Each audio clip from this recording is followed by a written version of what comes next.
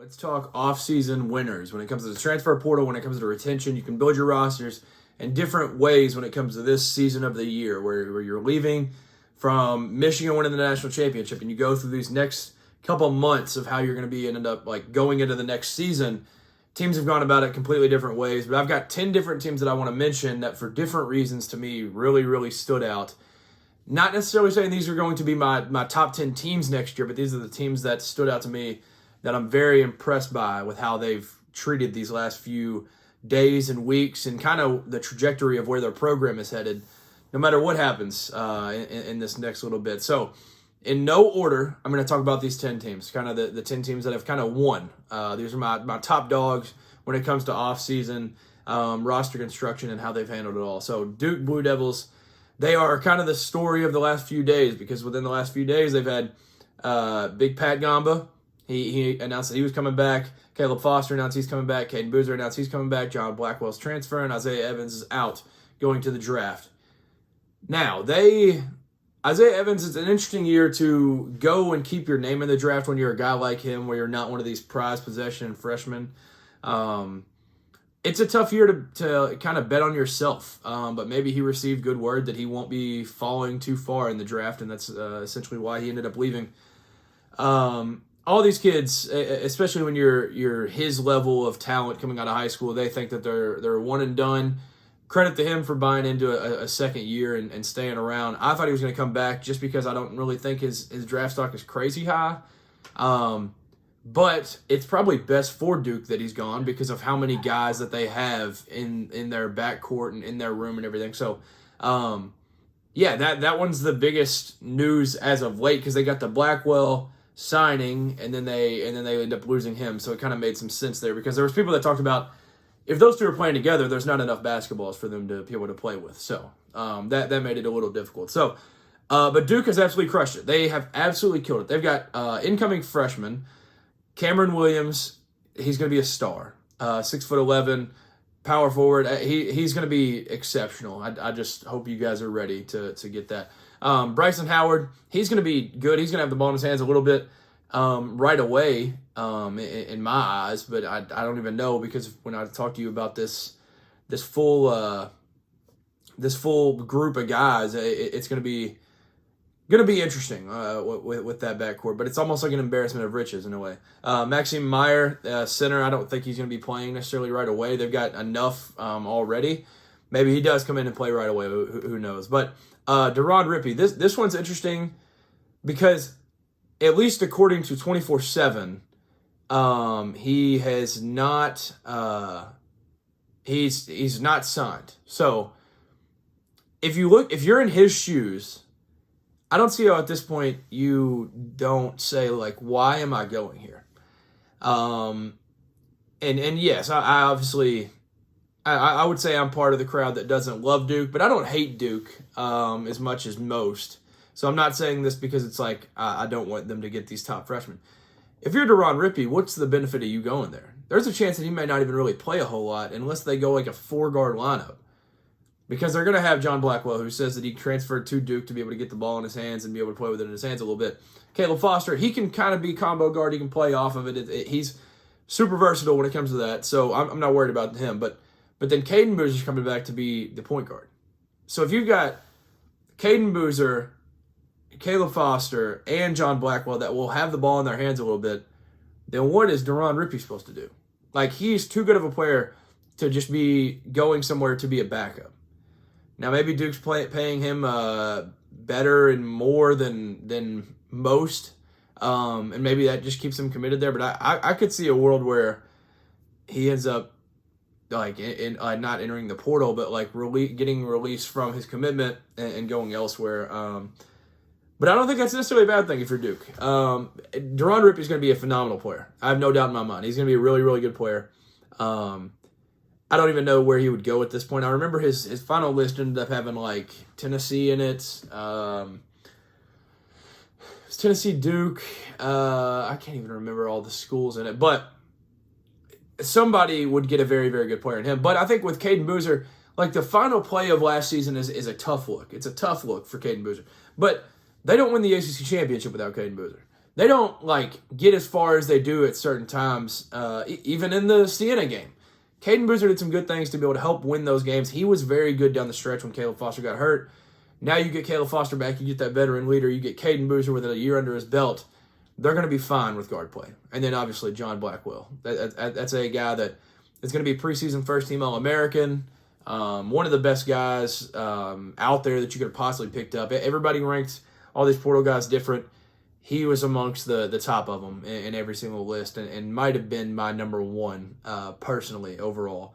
So with all of that, you've got those freshmen coming in, you've got the retention that you need, and then the transfers of John Blackwell and Drew Charnowski, who's going to be a very Duke player, and I put that in the best way possible because he's going to be physical. He's very strong down low, so that's going to be something that, like, not that they haven't had, but it's going to be something that can, like, counteract some of these other teams that kind of try to out-physical them. Like even, I think it was Shire's first year when they played Tennessee in the tournament, it looked like Tennessee just absolutely beat their brains in.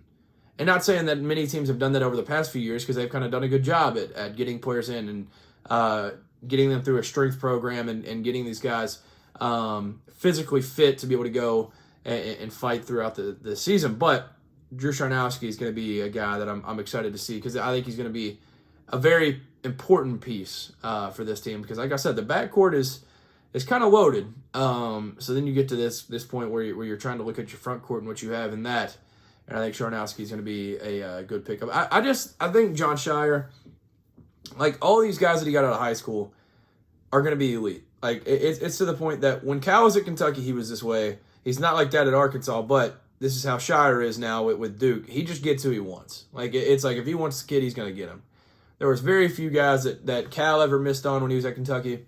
Shire, there's very few that he ever misses on out of the high school ranks. And then in the portal, I love that they build by like just picking certain pieces that they just like think would fill a great role for him. So this team's going to be very good. They're not going to be preseason number one, but they're going to be in the mix for the early national champion going into next season, and they've done an incredible job building their roster. The next team, like I said, these are not in order.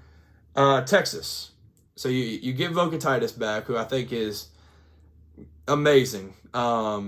I know that people that didn't need to watch him too much throughout the year watch him in the tournament, and they're like, oh, he just flops and he's dirty and he does all this stuff. But he's a phenomenal, phenomenal center. And we've seen Floyd Badunga cost $5 million for a reason. The bigs and the centers in the sport are hard to come by when they're that level of talent. So I think that's massive. Getting him to where he's not even like testing waters, he's not entering the transfer portal. You didn't have to go through all that drama. You get him back right away. You pick up David Punch, one of the best power forwards available. Pick up Isaiah Johnson, one of my favorite guards in the country. That was remaining eligibility. I'll say like probably a top 3 favorite portal guard, or just a top 3 guy that wasn't a senior for me. So I absolutely love Isaiah Johnson. I love his game. So I think he's going to be awesome right there. But just that trio right there, just David Punch, Isaiah Johnson, Modest Vokatitis, that trio right there is enough for me. But there's a chance that they get Dalen Swain back. I think they will probably. And oh my goodness, this is a team it would not be the most shocking thing in the world if you see an Elite 8 run or a Final Four run out of this group, because Sean Miller is one heck of a coach and he can get it done. They also picked up Amari Evans and Elijah Freeman, 2 guys that I'm very intrigued about. They have some physicality. Elijah Freeman, I still like, is still like scratching the surface. This is a guy that came from Lincoln Memorial, goes to Auburn. And there's kind of some growing pains. Like you could just kind of see it throughout the year. He wasn't necessarily what some people had hoped he'd reach, but I think he will get to that under Sean Miller. So Texas is going to be a ton of fun to watch. Like they have absolutely killed it. Not necessarily shooting across the board, but some of these guys that they are bringing in out of high school could possibly kind of fill that role. And they got a lot of good guys coming in from high school. Austin Gooseby, Bo Ogden, Joe Sterling, Coleman Elkins. Some of these guys I've kind of just taken note of and like seen throughout their high school run. Like mostly Joe Sterling is the one that I've kind of followed and I've seen the most. Combo guard out of Harvard Westlake. So he's Obviously, Harvard Westlake has put some good players in the college level, and I think maybe he could be the next one. I'm not sure. But Austin Gooseby is somebody that a lot of people are high on. And Texas is like, there's a reason that when the Field of 68 last year did their like job rankings in the SEC, it was like Kentucky is by far one. And then by far two, separated from the third place team, is Texas because of the money. They're putting the money to good use, and they put together quite the roster. And these guys coming in from high school and the guys in the portal and what they're able to retain is pretty massive. So Texas is going to be a ton of fun to watch. Next, Miami, the U. They have absolutely crushed it. Caleb Gaskin's coming out of high school. This is a Jay Lucas guy. As soon as he got him, I was like, yeah, that makes a ton of sense. So I like that a lot. But then they picked up Deshaun Good, who I know the term lockered is something that just gets thrown around on college basketball Twitter, but he did kind of locker some big schools for him. Deshaun Good's a great pickup as your power forward. Santos Surreal, that being your center out of the portal is absolutely massive. So getting that duo as your front court and then being able to return what you did. I know that they're losing a ton of different guys because of the I mean, maybe they don't end up losing them in the long run because of the 5-for-5. I'll talk about that with a certain team here in a minute. But being able to retain some of the guys is very important too. So Shelton Henderson coming back, obviously 5-star out of high school, he's going to be incredible. Caden Lewis coming over from Villanova as a combo guard. I can't even imagine the heights that he could reach in his career. Like he already exceeded my expectations of year one, and I had pretty high expectations for him. And he exceeded those, and he's going to be awesome going forward. So Miami killed it in the portal. They're able to return some guys, and they're going to be just fine. Indiana getting Bryce Lindsey, Jaden Mustaf, Marcus Burton, Darren Harris. All of those type of guys are guard wing kind of things, but all have a high floor because of what they've been in and what they've been around, in my opinion. And that's a little bit different from last year because last year they go get they go get like the Sun Belt Player of the Year. They go get just different guys like from lower levels. I was a huge Reed Bailey fan. That didn't necessarily end up panning out, but now they end up matching physicality with their front court to what the Big Ten kind of what the standard of it is, and then they go get high major guards to go kind of fill those roles instead of, not that they were necessarily like soft last year, but you could just see the growing pains and see that it wasn't working. So now, year two, I mean, it's going to be one of the most expensive rosters in the country, but I mean, look at what they've got. So they've got all those guys. They got Samet Yigatolu from SMU, very strong, very physical, 7'2" center, and then your power forward who can also kind of swing to center or some is 6'11" Aiden Sherrill, who can stretch it. One of the most sought-after guys in the portal when it comes to big men, and they've absolutely crushed it. They have absolutely crushed it. Bringing in a couple 4-star freshmen as well. Not sure with this class how these 4 stars will necessarily pan out, but the transfer class is unbelievable, to say the least. Louisville, they were the team that kind of made the big splash early. Getting the duo of Jackson Shellstad and Floyd Benunga, and then it kind of went quiet a little bit there for a stretch. Then they go get Carter Knox, and it was quiet again for a stretch. And then they get Alvaro Figueres. They've done a great job at kind of constructing, not saying these don't fit, but constructing talent. When at times, like last year, it felt like, to me watching Louisville, it was Michael Brown, Ryan Conwell, then a drop-off, and then it's Isaac McNeely, and then a drop-off, and then it's the maybe Frew and Woolley, and then there's another drop-off. And it was like there's tiers, and it's like, if certain guys aren't on, they're not winning a basketball game. This year's roster, I don't know, they don't necessarily fit PK to me, I would say. There's not a ton of, I think Alvaro Figueres makes a ton of sense. That one, I will say, that might be my favorite pickup as a, non-biased perspective. Seeing the pickup Alvaro Figueres, that one is very intriguing to me. Carter Knox, that doesn't make a whole lot of sense to me. I don't know. I've never been high on him. Obviously, he's been, kind of highly rated his whole life for a reason, and I'm just sitting here talking into a camera about it. So maybe I'm completely wrong, but I mean, I've just never been high on him. So he's going to help defensively. That's for sure. They won't be giving up 110 a game. Another guy that's going to help defensively is Floyd Benunga. Obviously, I mean, he's kind of limited when it comes to offensive basketball skills, but that's something that can change, especially with an offensive-minded coach like PK. But he's going to help with rim protection and defense entirely, so that's going to be great for them. Jackson Shelstad just got to stay healthy. They got to stay healthy. He's going to help with pace of play. He's going to help with shooting a little bit, but it's going to be interesting with how he will kind of play alongside Woolley, and like they've got a good starting five. I'll put it that way. But like Floyd Benunga to me, it's like he's good. He's good. Don't get me wrong. But I think he's probably just like maybe the third best big in the ACC. Like if Henry Vesar comes back, which I think he will, I think he's better. And then I think Patrick Gamba this year is going to be better. I think there's a stride that we're just waiting to see the breakthrough for him. And so I just don't think, like, there seems like there's a lot of personalities here that you're going to have to make work. And I could be completely wrong, but it feels like there's some guys here that, like, Jackson Shelstad's like, all right, it's my final go-around. Maybe we'll see what kind of happens with this new rules and everything. But, like, it's kind of his last go-around as of right now, as of me filming this. Carter Knox, like, I've been playing kind of the second option to some of these guys for a couple of years.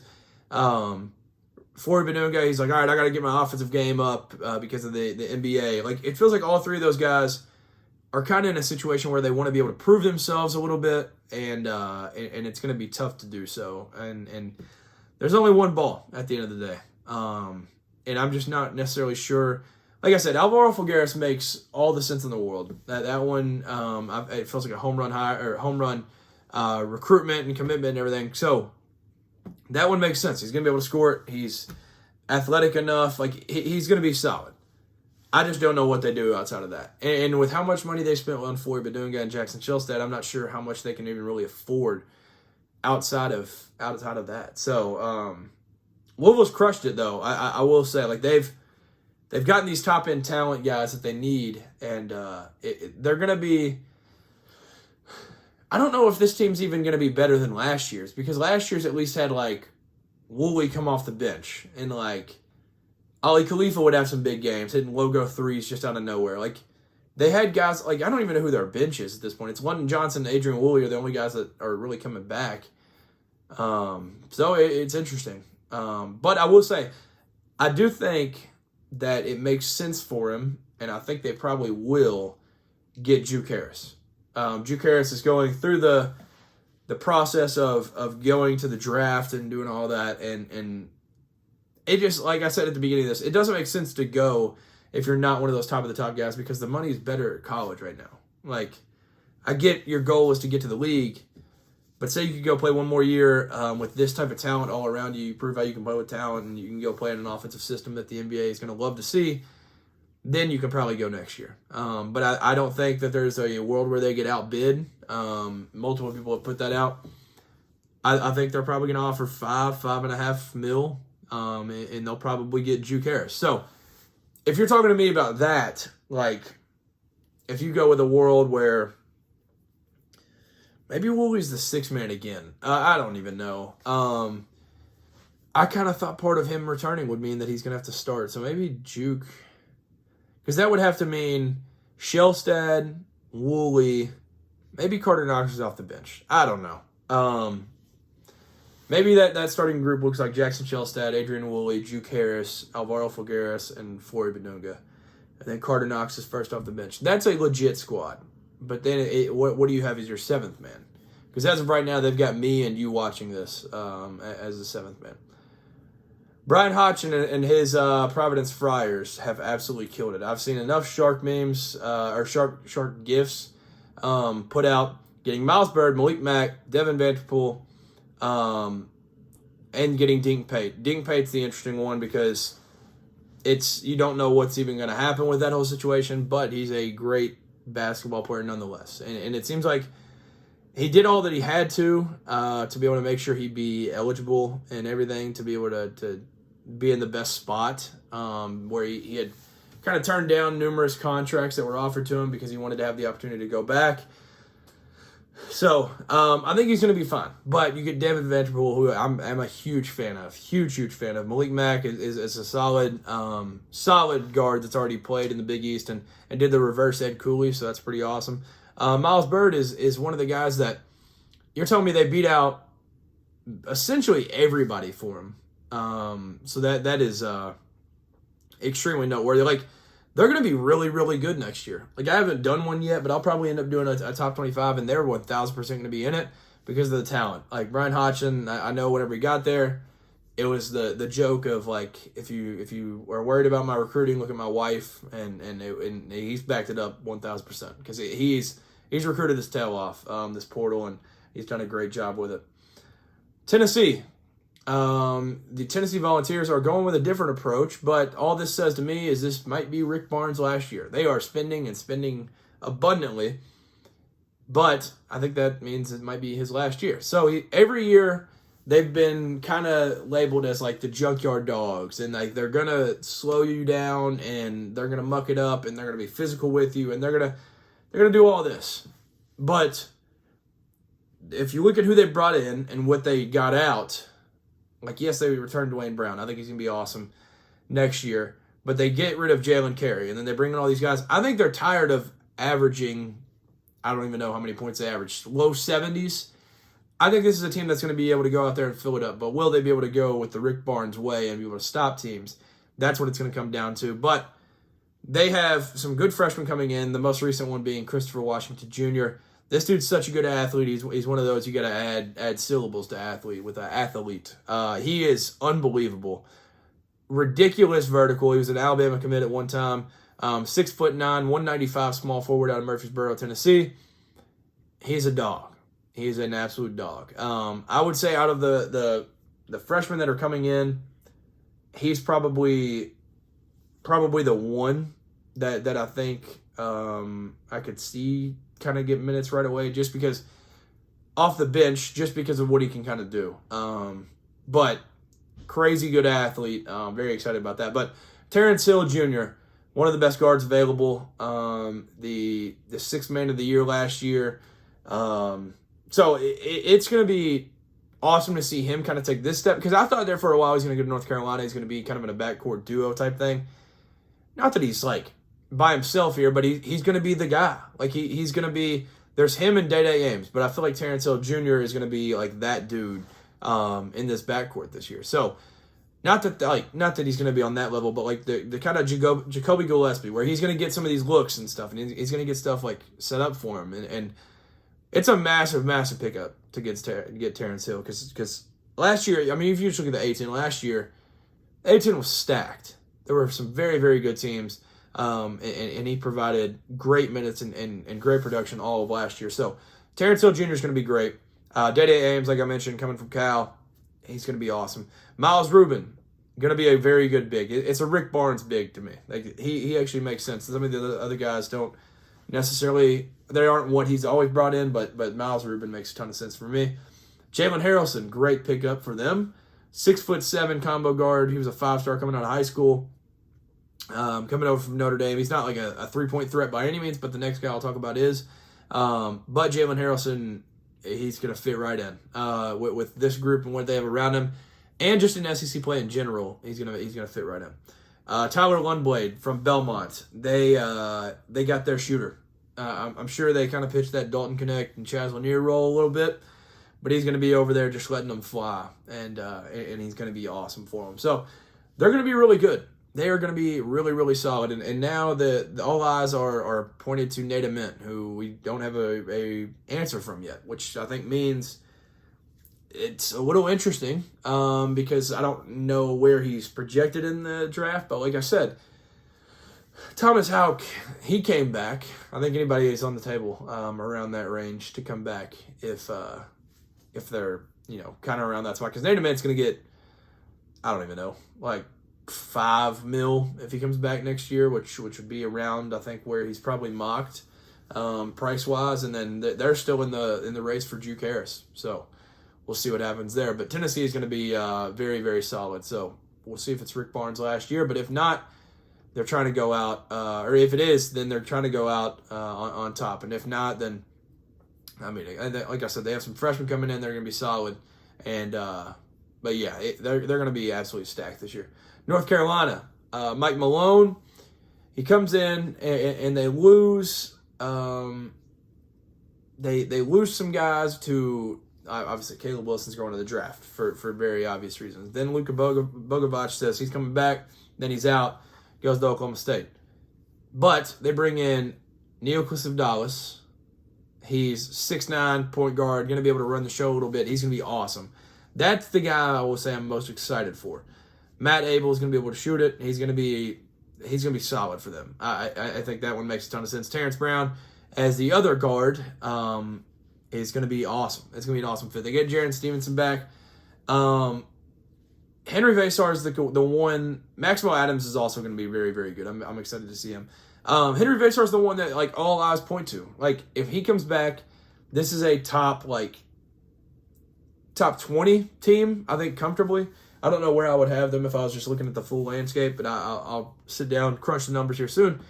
But that's a top 20 team right there. If they don't have him, then I'm kind of worried a little bit. They'll have to go with like European route and see what they can figure out there, and that's kind of a gamble at the end of the day.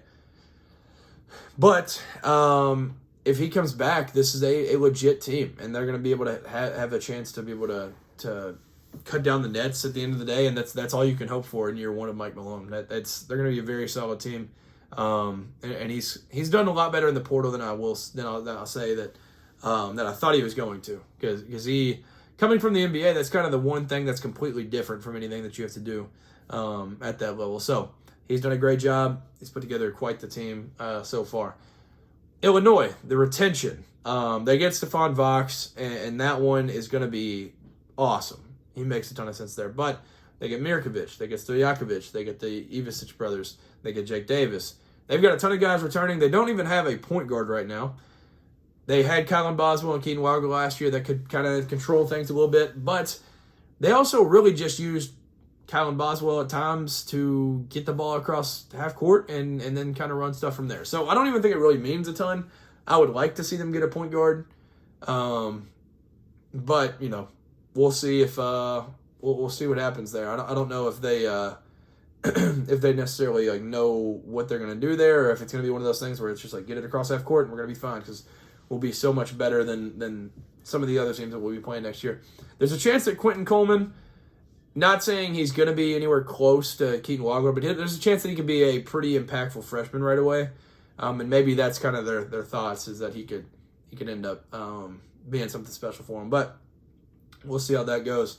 The Florida Gators, they basically return everybody. Xavier Lee is gone, graduating, and then we'll see what the 5-5 means. But this is the team that I was talking about when I said I'll talk about it here in a minute. The 5-5, the new NCAA rule that they're trying to talk through and talk about and stuff that's probably going to end up being passed. And I'll be honest, just for the meantime, I don't like it. It's not great. I think I don't care about the records and everything that are going to get shattered. Those will get shattered. Records are meant to be broken anyways. But they get Denzel Aberdeen in the transfer portal, and his argument is he played 12 games as a freshman or something. That should not be allowed. I am personally a Kentucky fan, and we would benefit probably the most from the 5-5 being installed right away. We would probably benefit as much as anybody, us and Kansas, and it shouldn't be allowed, because it also it screws up basically a lot of these teams that I just talked about. It screws up a lot of their plans. Louisville has gone out and gotten 4 legit players, and now if you're going to come up to them and you're like, oh yeah, by the way, you get Isaac McNeely and Ryan Conwell back. Yeah, that's obviously going to be nice, but then they did it the right way and go out and they transfer because they had guys graduate. Yeah, it's going to be nice if you're able to get all of that back, but if you're Indiana and you look around and you're like, all right, Darren Harris, you're going to get a chance to take a step forward. We're excited to see that. And then you're like, oh yeah, by the way, you get Lamar Wilkerson and Tucker DeVries back. That just doesn't make sense. It doesn't make sense to me. It should not be allowed to go through right away. But if you're telling me as a Kentucky fan, like, we can get Otega Oweh back, sure, give me that. Give me that right away.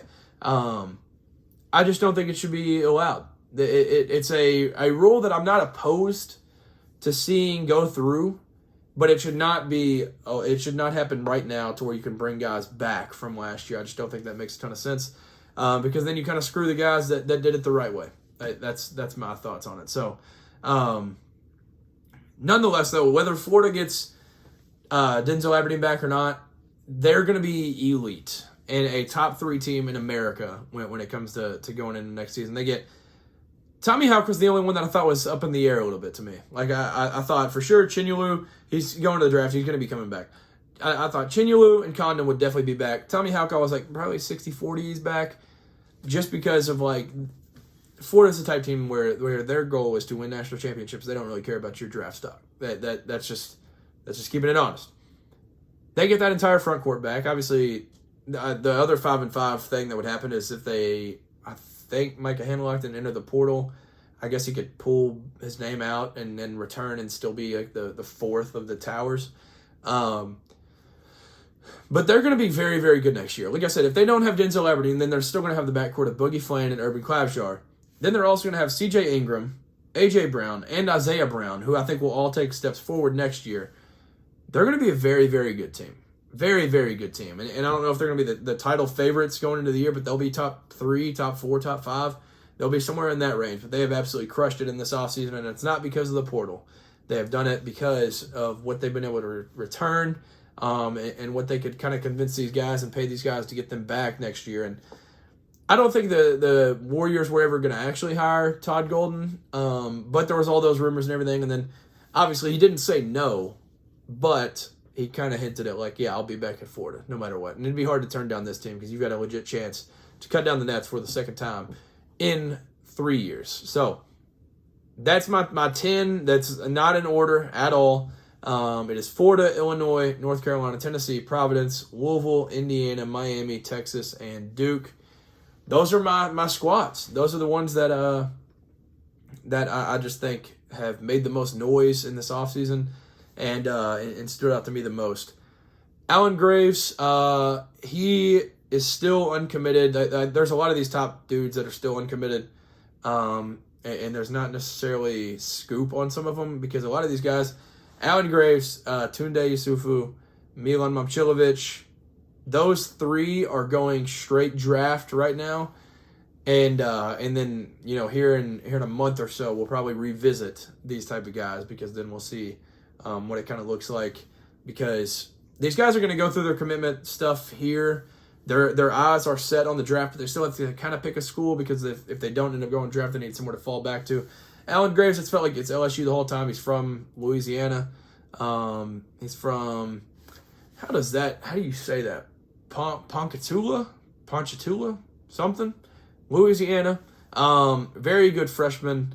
He was not expected to be this good, but now he's one of the best players in the entire portal for sure. So I'm guessing LSU would maybe be the landing spot for him.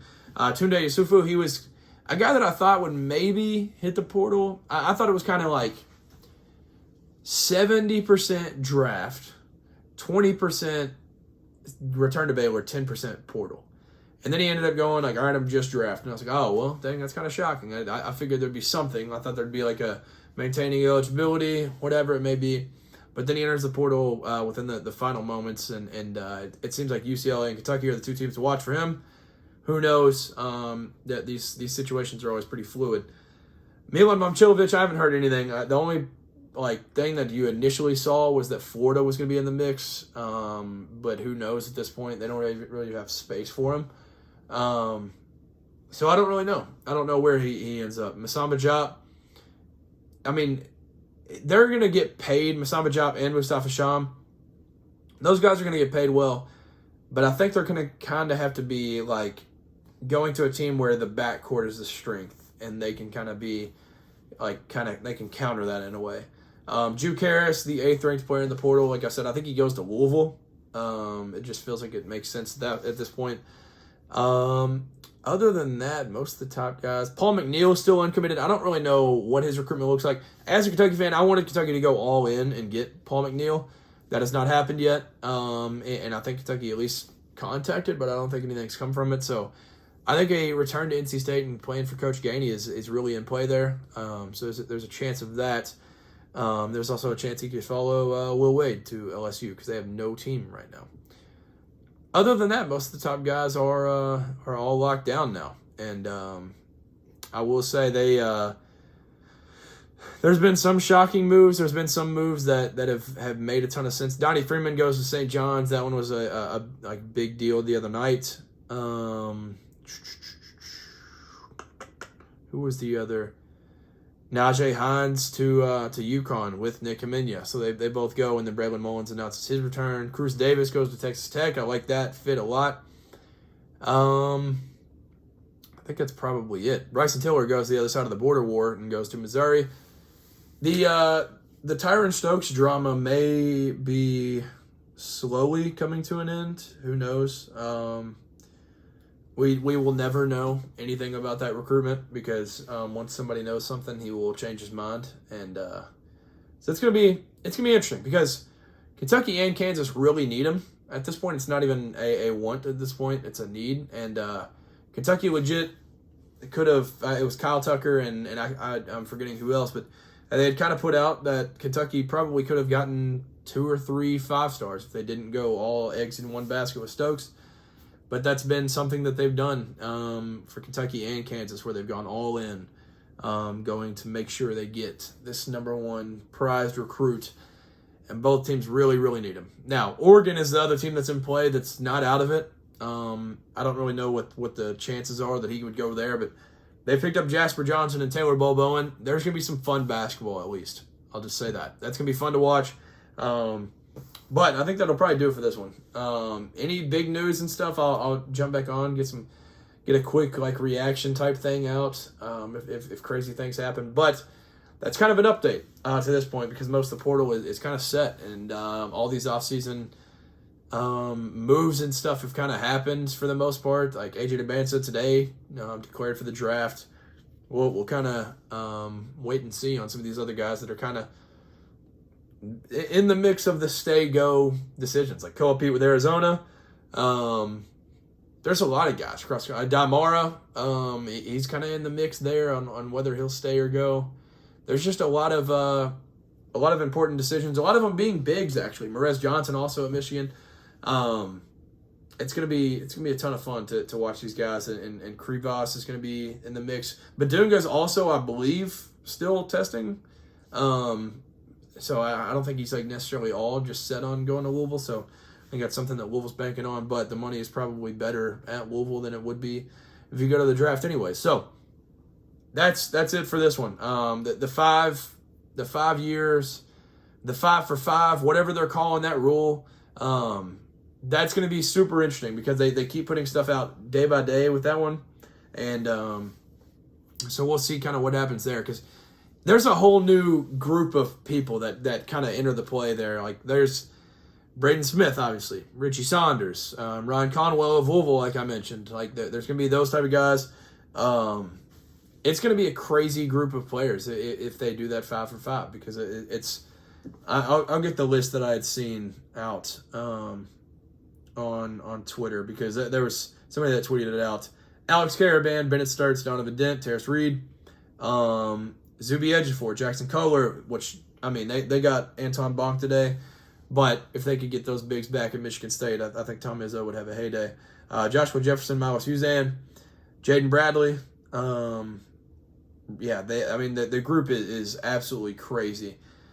It would be wild to see if that ends up happening. Like I said, I don't think it should happen for this class. I think it would be fine to be able to make that rule going forward to where you have 5 years from – if you're not familiar with the 5 for 5 that I just keep saying over and over, it sounds like the Wendy's deal. But the 5 for 5 is once you turn 19 and you come from like Europe or whatever, then you have 5 years from the day that you turn 19 to be able to play 5 years of basketball. There is no redshirting. That counts towards 1 year. There's none of that. You have 5 years to play that, and then you have 5 years from when you when you graduate from high school. You have 5 years to play. I think that makes it very, very clear, and it makes it obvious to where you're not going to have these Devin Askews who's entering the portal for his 8th year. I don't know what year he's on now, but he's played for Long Beach, he's played for Cal, he's played for Kentucky, he's played for Texas, he's played for Villanova. You don't have that stuff anymore if you do the 5 for 5. So it obviously would suck because like medical red shirts don't really exist at that point, I don't think. I think they're kind of just doing it away with all type of like any little thing that you get like extra eligibility for or whatever. I think they're just scratching all of that and you're like 5 years, 5 years, 5 years. That's it. So obviously that would suck if you're an injury-prone guy and you've had to go through some of that. But it would make a lot of sense for the sport to kind of go that way because it at least cleans some things up, I'd say. Obviously records would be shattered, but it'd probably be good in the long run. So that'll do it for this one. Thank you for tuning in. I'll see you in the next one. Peace.